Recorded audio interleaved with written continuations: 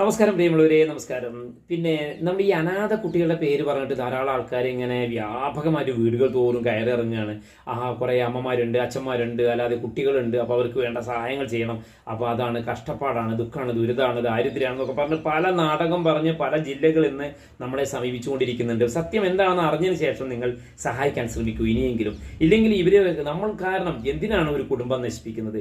കാരണം നമ്മൾ കൊടുക്കുന്ന സഹായം കൊണ്ട് ഒരു കുടുംബമാണ് നശിക്കുന്നത്. എന്ന് വെച്ചാൽ പിരിക്കാൻ വരുന്നവൻ്റെ കുടുംബം അവൻ കള്ളു കുടിച്ച് ബാറിൽ കടന്ന് അടിയുണ്ടാക്കി തരികിടയൊക്കെ കളിച്ചു കൊടുക്കാൻ വേണ്ടിയിട്ടാണ് നമ്മൾ ഈ പണം കൊടുക്കുന്നത്. പാവപ്പെട്ട ആളുകൾക്ക്, ഇപ്പോൾ ട്രൈബൽ മേഖലകളിൽ അടക്കമുള്ള സാധുക്കളായ ആളുകൾക്ക് വേണ്ട ചെറിയ ചെറിയ സഹായങ്ങളൊക്കെ ചെയ്യുന്നത് നിലമ്പൂർ സ്നേഹാലയം പോലുള്ള അതെങ്കിലും അപൂർവം ചില നല്ല നല്ല സ്ഥാപനങ്ങളൊക്കെ ഉണ്ട്.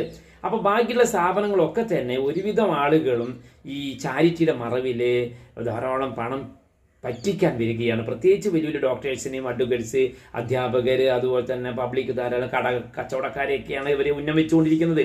അപ്പോൾ അതുകൊണ്ട് പാലക്കാട് നിന്നാണ്, കോഴിക്കോട് നിന്നാണ്, കോട്ടയത്ത് നിന്നാണ്, തൃശ്ശൂരിൽ നിന്നാണെന്നൊക്കെ പറഞ്ഞ് പല തട്ടിപ്പ് നടക്കുന്നുണ്ട്. അതുകൊണ്ട് ദയവ് ചെയ്ത് ആർക്കും ഒരു ഉറുപ്പ്യ കൊടുക്കരുത്, മനസ്സിലുണ്ടോ? അതുപോലെ വസ്ത്രം, പഴയ വസ്ത്രങ്ങൾ എടുത്തിട്ട് കയറ്റുമതി ചെയ്യുകയാണ്. 1 കിലോന് 30 ഉറുപ്പ്യ 40 ഉറുപ്പ്യ തോല് പാണ്ടിക്കാട് ബേസ് അതുകൊണ്ട് വലിയ പാണ്ടിലോറി വന്നിട്ട് അവർ കാശുണ്ടാക്കുന്ന ഒരു തട്ടിപ്പ് സംഘം അതും നടക്കുന്നുണ്ട്. അപ്പോൾ ഇതൊക്കെ മനസ്സിലാക്കിയിട്ട് വേണം ഓരോരുത്തരെ സഹായിക്കാൻ. അതുകൊണ്ട് പ്രിയപ്പെട്ടവരെ, നിലമ്പൂർ സ്നേഹാലയത്തിലേക്ക് എത്ര പേര് വന്നാലും ഏത് സമയത്തും ഭക്ഷണം കൊടുക്കുന്നതാണ്. അതുപോലെ ചികിത്സാ സഹായമാവട്ടെ, ഭക്ഷണമാവട്ടെ, വസ്ത്രമാവട്ടെ, അല്ലെങ്കിൽ വിവാഹന സഹായമാവട്ടെ ഒക്കെ നമ്മളെ കൊണ്ട് കഴിയുന്നൊക്കെ ചെയ്യുന്നുണ്ട്. ധാരാളം ആളുകൾക്ക്, നൂറുകണക്കിന് ആളുകളെയാണ് നമ്മൾക്ക് ഇപ്പോൾ സഹായിക്കാൻ സാധിക്കുന്നത്.